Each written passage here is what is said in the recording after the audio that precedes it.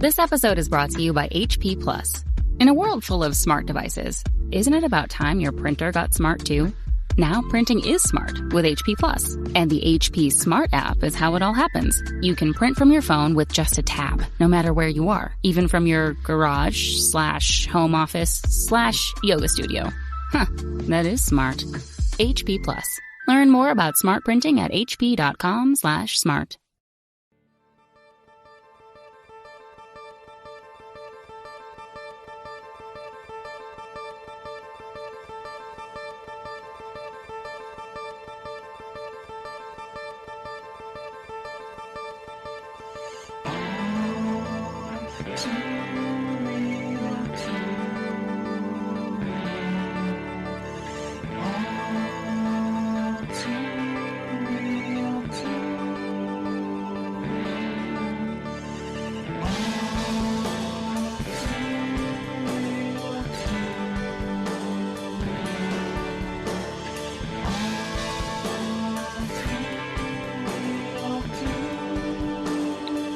Okay, everybody, welcome to the latest episode of All Too Real 2. My name is Michael E. Collins II, and with me via Facebook Messenger is my co-host, the co-hostess with the mostest. What's your name? The Matthew Lowenbrow Haas. Lowenbrow. Yeah, it's like a beer company. Like the beer. Yeah, I'm trying to get them to sponsor me. Okay. Are they still around? Yeah, but barely. Or beerly. Yeah, get it. Beerly. So today we decided to take a break from our normal direct-to-video sequel, journey, and decided to do a direct-to-TV pilot sequel sort of thing. So back in 1995, some geniuses at Touchstone Pictures and ABC decided that they would greenlight a pilot based on the 1994 debut film of Kevin Smith, Clerks. And all they made was a pilot because it didn't get picked up by ABC. It was passed on, thank God, because who knows where the world of the View Askew universe would have gone if this would have been popular. Yes, like I said, it was filmed in 1995. It has none of the original actors in the movie. I mean, not in the movie, in the TV show. It was, they recast the roles of Dante and Randal with, let me look up these actors' names really quick. Andrew Lowery. Jim Breuer. Andrew Lowery played Dante Hicks, and then, Jim Breuer, who we know from Saturday Night Live and Half-Baked and stand-up comedy and other things, was cast as Randall Graves. So, we did not have the brilliance of Brian O'Halloran or Jeff Anderson. Nope.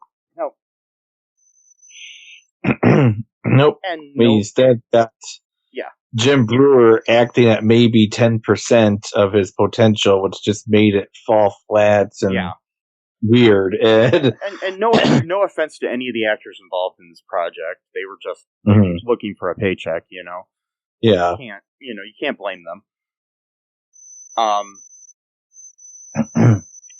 Gone are Jay and Silent Bob and all the cool customers that we had in the original movie.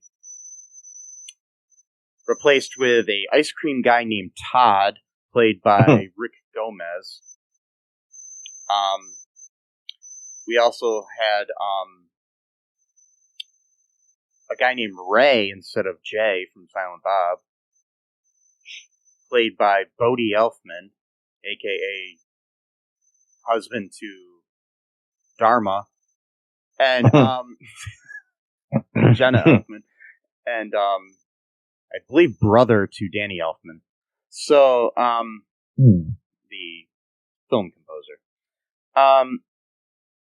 Played a character named Jay, who just was a shoplifter instead of a couple of drug dealers outside, because I think there was some legal reasons for this. I'm not 100% sure, but I remember hearing something from Kevin Smith where he owned the rights to the characters of Jay and Silent Bob, but not the rights to the other characters. So they could not use them, so they basically created these other two characters to kind of replace them in a way. And we also have the character of Veronica reappearing, this time played by Noelle Parker instead of Marilyn Gigalotti. We also have a very young Keri Russell in this film, in this TV pilot, playing a character who is named Sandra, who works at a tanning salon in the complex where I'm assuming Quick Stop. I don't know if they ever say Quick Stop in this. No, exists. Yeah. Do they call it anything, or is it just assumed that it's the Quick Stop? No, it doesn't. It doesn't even look like the Quick Stop. It's a completely different plaza, and yeah. But I'm just saying, are we supposed to assume that this is a Quick Stop, or do they ever give a name and call it the carry out or whatever? They just say the store. I mean, you still got the movie rental place right next door and that kind of thing. Yeah. But they may have had legal reasons too with that, based upon the owners of those buildings. Yeah. Because Quick Stop and RST Video are real locations. So yeah. Yeah. Kevin Smith obviously had no involvement in this whatsoever. This was basically a watered down PG version of the film, and made to appeal to the television demographic of ABC. I mean, if you wanted to do a series based on Clerks, at this time, I think it should have been on HBO or Showtime. Yeah. That's my feeling on it. What are your feelings here, Matt, after seeing this? I think it's one of the worst things I've ever seen in my life. And that's up there with the Larry the Cable Guy movies like Tooth Fairy 2 and Jingle All the Way to it just wasn't funny at all. I mean, it was every joke fell flat on its ass, and it almost felt like the characters were the actors were making fun of the show that they were on, they knew how terrible it was. Could have been. Almost have this little smirk, what? I said it could have been that's what they were doing. Jim Breuer especially, it's almost like he was making fun of the fact that he was playing this extremely watered down, version of Randal.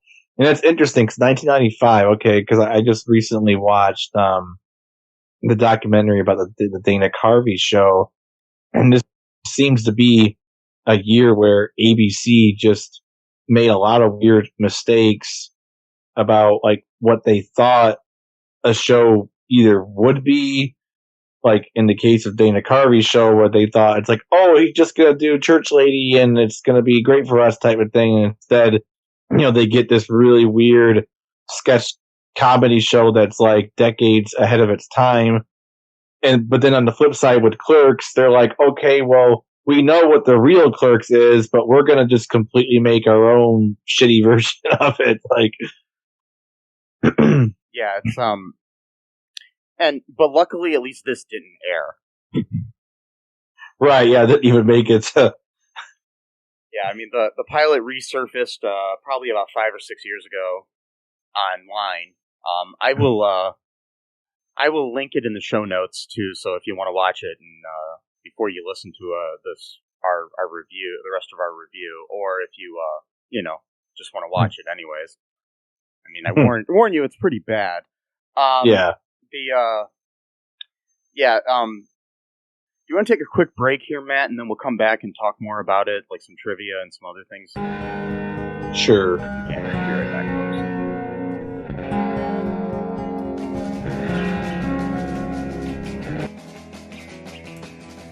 What is Gen X? What is the silent generation? What do generations have in common? Hi, I'm Trish the Dish from the Gen X Voice podcast, and I invite you to listen to conversations I have with folks from different generations, backgrounds, beliefs, and experiences in an attempt to see what connects rather than divides us. Even though Gen X has been called slackers, Karens, or not mentioned at all in some cases, we are the bridge generation, so I feel compelled to do my part to destroy ageism by bringing all these voices together. And, as a bonus, each guest gets to answer some 80s questions at the end of each show. So download and listen to Gen X Voice today on Apple, Spotify, Amazon, or wherever you listen to podcasts. And let's see how much we have in common after all. Hi, this is Catherine, host of a new fashion podcast, The Real Fashion School Dropout. Join me as I interview guests every week in the fashion and beauty space, and we gossip on all things fashion and beauty, and even get into some personal stories of their journey in the industry. You can find us on Apple, Spotify, pretty much wherever you get your podcast. Hope to see you there.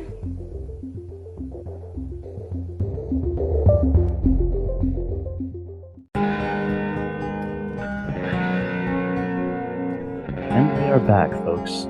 Welcome to The Quiet Storm with Matt and Mike. The Quiet Storm. Yeah. I like that. Wait, that's not what we're doing, right? No, we're not doing new age stuff right now. Oh, I was about to play the latest from Enya. And not that yet. Oh, okay. No, that's a different podcast. Oh, okay. Quiet Storm. Yeah. Quiet Storm. Where we review our favorite new age albums. Oh, hear that keyboard drone? Oh man, that's a good one right there. Was that a theremin? I heard that. Wait, okay. Anyways, so back to the Clerks unaired TV pilot. First off, like we said, different cast. This was directed by Michael Lessek, written by Richard Day, based on characters created by Kevin Smith. Michael Lessek, I don't know if I'm saying that right. Lessac. So, I think I'm pronouncing Michael right. I don't know. Not sure if anybody knows how to pronounce the name Michael. So, it looks like he just directed a bunch of sitcoms.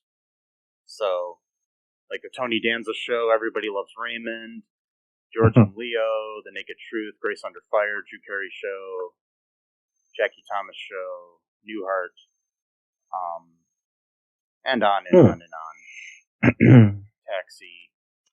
So he goes back quite a while. So instead of having somebody with no offense to this Michael Lessek guy, instead of having a young person with a fresh, point of view like Kevin Smith was, we're going to get a guy who directed Taxi like 20 years after the show went off the air. Well, not 20 years, but, 15 years after the show went off the air. It's like, yeah. Yeah. Yeah. That just seems a little weird to me. It's just the whole format was just like your really like typical sitcom, like with a laugh track and everything, and it just like was nothing like Clerks. I mean, the whole point of Clerks, the reason why people like it, love it, or hate the movie is because it's so weird. Where and realistic. Like, at the time, it was one of the most realistic movies because it was basically just like, oh, we put a camera in this carry-out. Sure, they spoke kind of flowery in Kevin Smith language, but it was basically just two dudes hanging out in a carry-out. It's basically what it was. It was a slice of life sort of thing.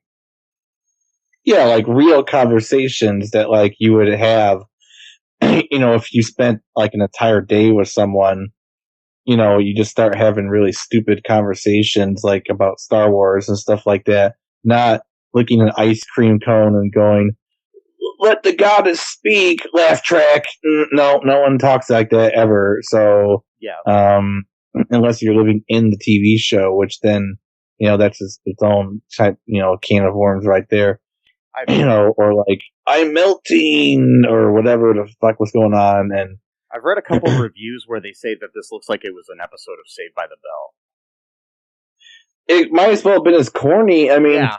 like okay, so like the thing I'm talking about, like the whole like actors like knowing how stupid it was and like almost making fun of the show that they're in. Like when Dante is talking to I forgot her name, but the one who works in the tanning salon, Sandra, played by Keri Russell. Sandra. And yeah, and he's like, you seem like you're health conscious person, but how come you tan yourself all the time or whatever in those tanning booths or whatever? And she's like, oh, don't tell me you're one of those people that believes that tanning causes cancer. And he's like, you mean like a smart person? Like he even had like does this little head jerk, like oh yeah, I got you good there. I'm like, oh my god, this is like embarrassing to watch. Like and I don't know. I don't know if it's actually been proven that. I'm not sure. Do tanning beds cause cancer or just the sun? I don't remember. That's what I'm wondering too. Because it could be if you do too much of it. I don't know. But yeah. And then she's like, well, what does cause cancer? She's like, lotion. And then that's when Jim Breuer's Randal's like, oh, lotion doesn't do anything. Then he like touches his face and like, oh my god, I'm melting. I'm like, oh my god, it's just like I feel bad, like for the fact that like he had to do that. That like the director like made him do that for money. Like it just felt so like I felt like I'm watching like exploitation like right now. Like and so I'm glad that he got out of that and became famous and made money because that just made me sad that yeah. it almost looked like he was making fun of the fact that like you ever seen Ninja Turtles 3? Yeah. The movie? Yeah. Okay, well there's a scene near the end of the movie where like they say something like it makes no sense whatsoever. It was just like they were just like name dropping like current movies that were popular at that time that like the audience would know about, just so that then that would like plant the idea in the audience like, oh, I better go see that movie now because it had nothing to do with like, okay, so like the bad guy in Turtles 3 shows up and then like the Turtles are like, what were you expecting? Like the Addams Family? And it's like, why would he be expecting the Addams Family? He doesn't know what the Addams Family is because this takes place in the year 1200 AD. What? Like, and like they kind of like do this like little nudge, like it's almost like they're like making fun of the fact of how shitty, stupid the line is. Anyway, I have a theory. I have a theory that that's where the writers of Big Bang Theory got their idea to just drop popular cultural references in their show and then think it's funny.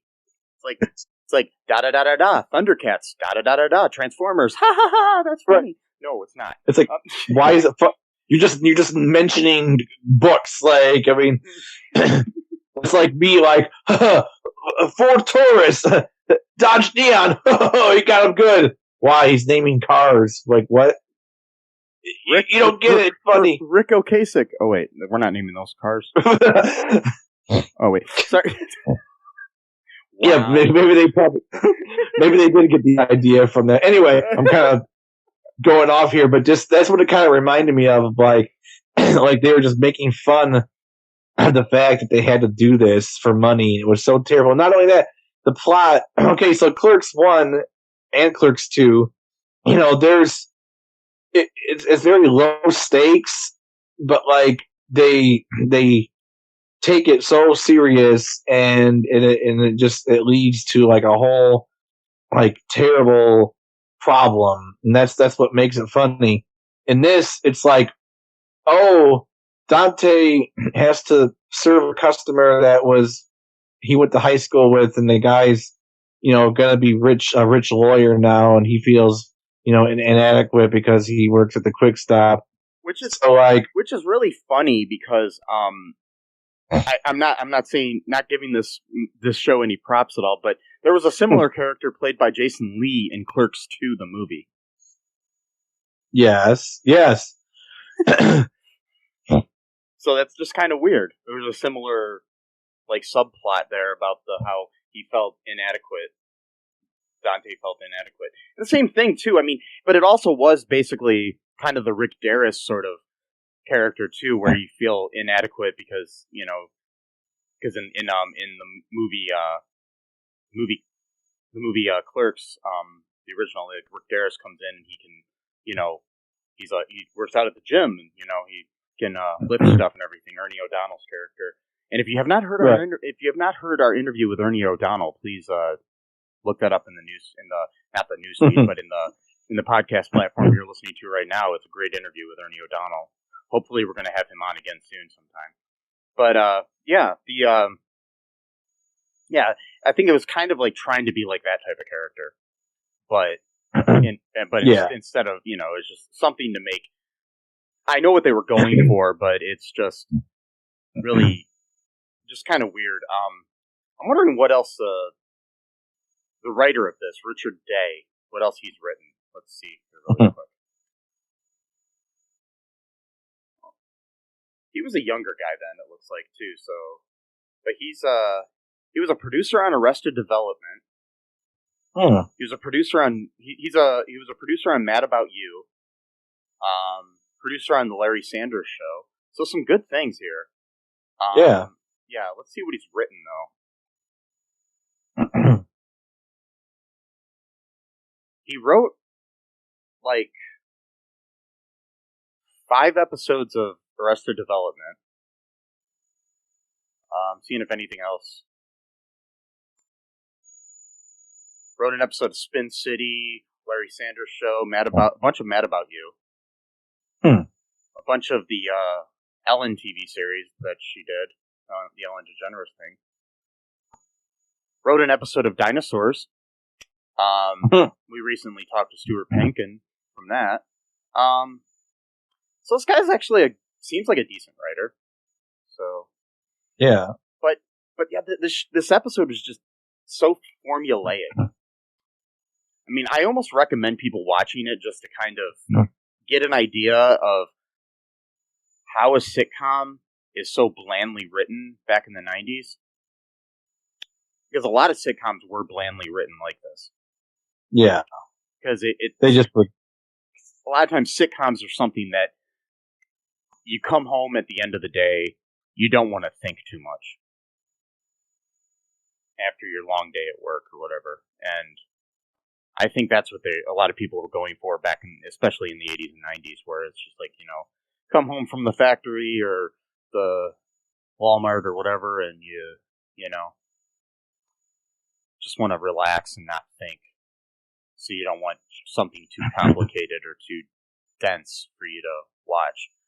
And that explains why The Big Bang Theory was on for 11 years. And it also explains why Friends was on for so long, even though I do like that show. It also explains why How I Met Your Mother was on for so long. A lot of these shows, they're well written. There are dense aspects, and there are ways to make them better. But because I think the writing on like How I Met Your Mother is a lot better than the writing on this pilot or Big Bang Theory. But yeah. But a lot of those like 3-camera setup sitcoms with the laugh track and everything are pretty bland now. It's because they look antiquated and old compared to like watching something like The Office or Parks and Rec or 30 Rock or AP Bio or Superstore or stuff like that. That's all like single camera, Yeah. And I don't know if people know the difference between single camera and 3-camera setup. 3-camera setup is the classic sitcom like I Love Lucy, where you have you have close-ups and a wide. You have like 3 cameras, basically a wide shot close-up on one actor, a close-up on the other. Sometimes it's 4 or 5 camera setup, depending on how many people you have on set. But a single handheld, or not handheld, but a single camera thing is something like Malcolm in the Middle or The Office or stuff like that, where it's just one camera. Feels more like a movie. Yeah. So that's just a little bit of information that probably is boring some of our fans out there. I'm sorry. I'm sorry. We're sorry. I'm wearing a sorry. Oh wait. Anyways, so I'm in a weird mood, Matt. Anyways, so what's the basic plot here, Matt? All right, so basically it's like a combination of the movie where Dante's girlfriend's like wants him to think more about like what he wants to do, with his life, kind of like in the movie, and he's like making all these stupid wisecracks, like I don't even remember because they're so stupid. But anyway, so after he meets this guy Cliff, he's like gonna go move to New York and become a big time lawyer, and Dante's still mad at him from high school because when they were in high school they would used to spray paint the town tower, like water tower, and like I guess the cops came and then that Cliff guy told on him and said that he just went up there to kind of talk him down, and he's trying to like get his girlfriend to like see that this guy's not a really good guy or whatever. So he finds out that Cliff is like throwing like a party for like his last night in town or whatever, and convinces him, let's go paint the tower like we used to in high school. And he's like, oh, that's kind of a good idea, but maybe we could do this. Like, no, Cliff says let's go paint the tower. So everyone's like, yeah, paint the tower. Like, this is like what everyone thinks is fun. They're like, they're not in high school anymore. They're like in their 20s at this point. They're like, yeah, paint the tower, woo! So, like, 80 people basically from the party show up to watch the two guys spray paint the town's water tower because that's what they think is fun there, I guess. And then, lo and behold, the cops came again, and Cliff then, rats out Dante for the second time, and it proves that, he was right about him, that it's like, this is what your pilot's about, is some random tertiary character that shows up midway through the episode, whatever. And that was pretty much the plot right there. Yeah. And that was the whole freaking plot, was I gotta prove to my girlfriend this guy who's gonna leave town in one day is a bad guy. Don't trust him. You're never gonna see him again anyway, but I need you to not trust him for some reason. I don't know. And yeah, it lacked the heart and the innovation of the original movie. It like there was in the movie we had all those like crazy characters, like the guy who was counting eggs or checking eggs in the that Walt Flanagan played, and you had like in an hour and a half movie, you had different things happen that made more sense than this half-hour TV show could do. And, like, I don't know, the whole playing hockey on the roof and everything, it was like, it felt real because it was real. It was based on Kevin's life, Mm-hmm. It wasn't, because he worked at the Quick Stop when he wrote it. He put people in there that he knew, that most of the cast were his friends. It just felt like a real, almost like a documentary in a way. Not really, but you know what I mean? Mm-hmm. Yeah. This just felt so freaking formulaic and boring. Like, I knew what was going to happen every minute before it happened. Yeah.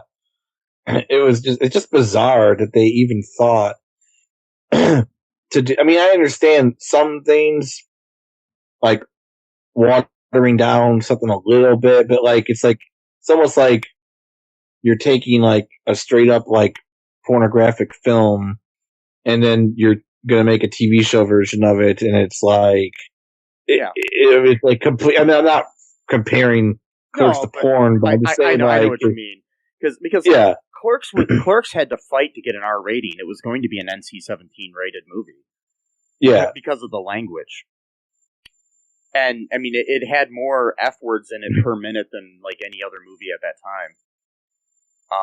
time. Maybe, Pulp Fiction or something had more, but it was, like, one of the most at that time.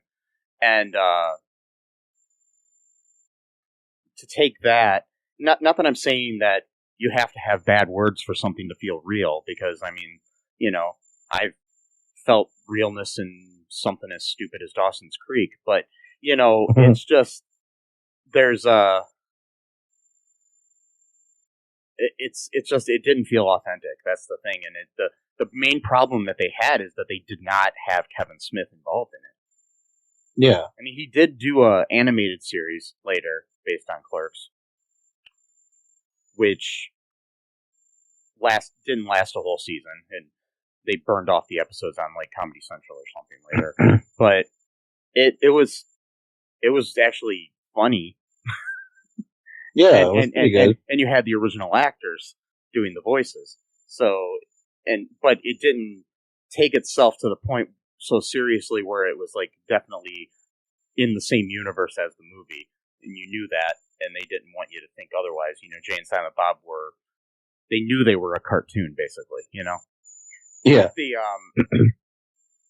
This, however, felt like a cartoon, even though it was live action. That's just kind of how I felt about it. Do you want to take another break here really quick, Matt, and then we'll come back with some trivia and maybe some user reviews on this? Yeah. Okay, we'll be right back.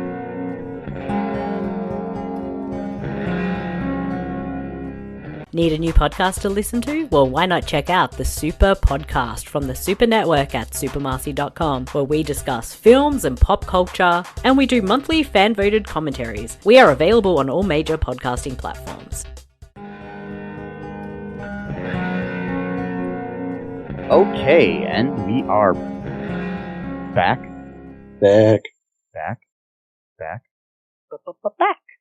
My name is Mike, as you know, just reminding you. This is Matt.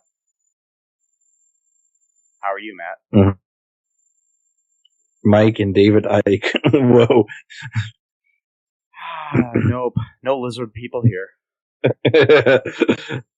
That should be a good documentary called Mike and David Icke, and it's where we do a documentary about David Icke, but it's not about any of like his conspiracy theory stuff. It's just like regular stuff he does throughout the day, like goes grocery shopping. And we talked to him about his sportscasting career.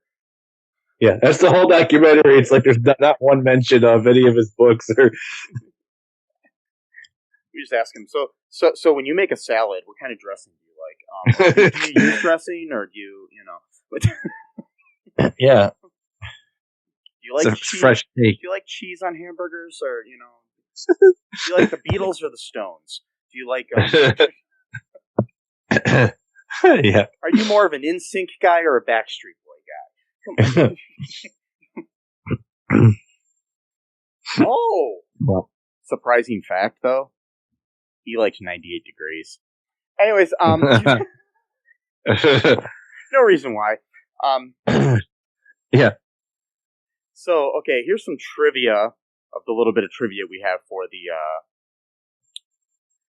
the greatness that was the Clerks unaired pilot. Both Brian O'Halloran and Jeff Anderson, the actors who played Dante and Randal respectively in the original Kevin Smith film Clerks, auditioned for the role of Dante. Both of them did, and were not cast. They passed on casting the original Dante as Dante. Wow. That's like, you're not Dante enough to be Dante, even though you are Dante. It's because they knew that it was going to be different than the movie, so they needed an actor to, play it down. And then, I just find it funny that Jeff Anderson also auditioned for Dante, not for Randal. Oh, wow. Yeah. This was filmed during the production of Kevin Smith's follow-up film Mallrats. Smith had no involvement in this attempt at a series. The end credits is the song Can't Even Tell by Soul Asylum. The music video for the song features Dante and Randal from the movie. This pilot was based on arguing with the band members if they could beat them in roof hockey. That was the original. The song was in the original movie as well as the end of that, but they used it as the end credits for this as well.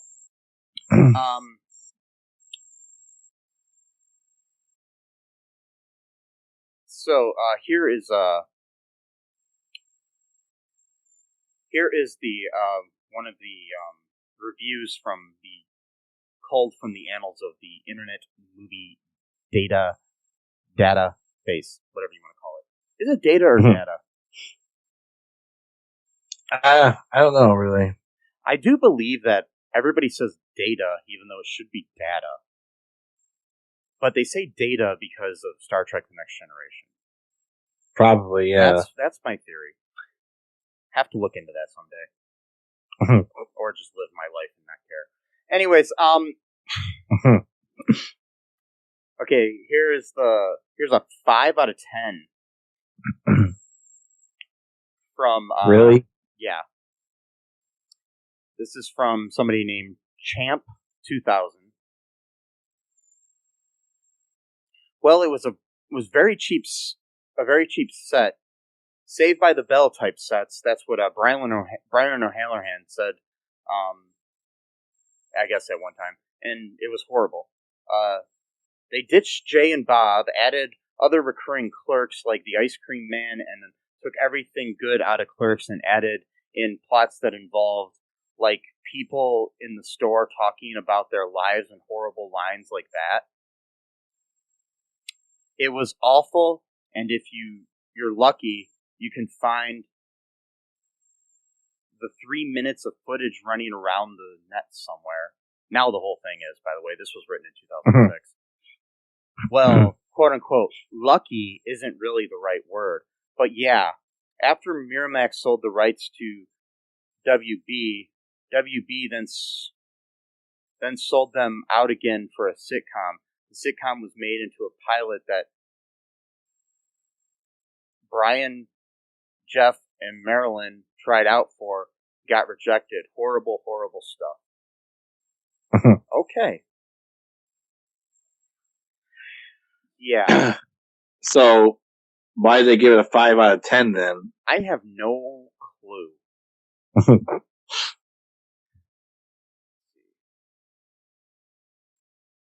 I found a very detailed 3 out of 10 review, but again, it's very detailed, and I don't feel like reading all of it, so I'm not going to. Okay, so this is 2 out of 10 from Sand Cooler. I like that name. Anyways, it was written on June 16th of 2015. The pilot nobody wants you to see. I'm not quite sure how this would even work, but this sitcom pilot was made without prior knowledge, let alone consent of Kevin Smith. He did write and direct the movie this is supposedly based on, but informing him about this spin-off seemed a bridge too far. In all fairness, though, this is barely has anything to do with the movie, which begs a lot of questions. Clerks was an underground hit, but is it really so famous that merely using its name gets you great ratings? And would actual fans of the movie turn this off after 5 minutes, noticing that the only thing it has in common is a store setting and characters named Dante and Randal? They don't even have Jay and Silent Bob. There are really only two quite fascinating things about this pilot. The constant waves of canned laughter after lines you didn't even identify as jokes, and the fact that SNL alumnus Jim Breuer is playing Randal. Apart from that, this might just be the longest half hour of your life. Yeah. So they loved it, man. Oh. Yeah. So, I mean, I think it's really hard to take a movie and turn it into a TV series. MASH comes to mind, and so does MASH. And MASH. See, I always thought that the MASH movie came out first before the show. It did. I think. Oh, it did. Okay. Yeah. Oh, yeah. Duh. Because you're talking about. Yeah. Yeah. Okay. Because I remember seeing that once. So I rented it from like the video store, and I was like, wait, I thought MASH was a TV show, but then there's a movie called MASH. Then I watched it, and I'm like, oh yeah, it's definitely the same story. Yeah, it's based on a book too. Oh, okay. Yeah, the guy who wrote it, he served in a MASH unit or something during the Korean War, so he wrote a book based on it. His experiences. But yeah, I can't really think of any other TV shows that are based on movies that were really that good. I mean, I'm sure I'm missing something. There was probably one good one out there that... Yeah. It's hard, and so I think it's kind of, it's a hard bar to follow. I mean, when you have a movie that is so respected and raised to that high of a level. Yeah. At that time. I don't know. It's hard to make TV. Yeah. Well, like it depends. I guess, sometimes it looks like it's being written by a 10-year-old, so yeah. Oh, the Flash. Oh, Lowery. Laugh track. You're not talking about Big Bang Theory, are you? No, of course not. No. Always have, I'll say something sexy and funny to a customer in our diner. Oh, ha, ha, ha, ha. We're two broke girls. And yep. Anyways, I think that's about all I had to say on Clerks, the unaired pilot. What about you? Yeah, pretty much. I mean, there's really not much more to say about it. I mean, it's pretty much, that was it. One pilot episode, 21 minutes long. Over half of it was dedicated to let's spray paint the town's water tower like it's that 70s show, which came out 3 years later after this episode was filmed, which is interesting. Yeah. But so I wonder if someone worked on that set or it could have just been a coincidence. But I would not recommend watching this episode unless you're just like studying like bad TV and like tropes and stuff like that, or how basically I think I'm going to title this episode "How Not to Make a Sitcom" based on a movie, or something. I don't know yet. We'll decide. We'll see. You'll read what I called it, folks, when you look at the little show notes. So anyways, should we just wrap things up here, Matt? Yeah, sure. Okay. So, hopefully you'll join us again, folks. We love you, folks. Stay healthy out there. You know, wear a mask. It's not that hard. Just wear a fucking mask. That's all you can do. You know? I'm gonna leave some links in the show notes to Matt's music, to some charities you can donate to help out people. I'm also gonna leave a link to this pilot as well if you want to watch it. You know, I mean, if you have like 30 minutes of your life to waste, go ahead. You know. Right now we're supposed to be quarantining half the people in the world. You know, so you know maybe you can. You know, you watched everything on Netflix and Disney Plus. You know, go ahead and watch this. You know. Alrighty. So until next time. Bye-bye. Bye. Thanks for listening to All Too Real 2 podcast, a Cullen Park production. Produced and edited by Michael E. Cullen II. Music by Matthew Hawes. Subscribe and share the show. Visit us at cullenpark.com.